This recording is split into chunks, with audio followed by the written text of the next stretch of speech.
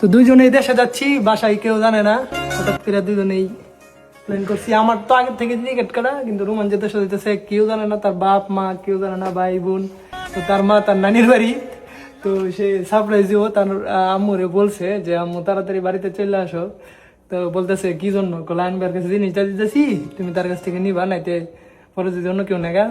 তা আসলে মূলত হ্যাঁ নিজেই দিতেছে, এটা কিন্তু জানে না। তো বিশাল সারপ্রাইজ হইব। তো সবকিছু করা শেষ, গাড়ির মধ্যে উঠে নিলাম। আল্লাহ কিস।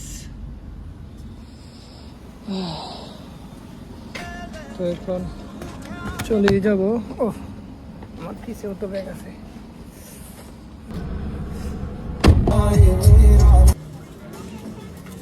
এই যে আমাদের বিমান দাঁড়ায় আছে।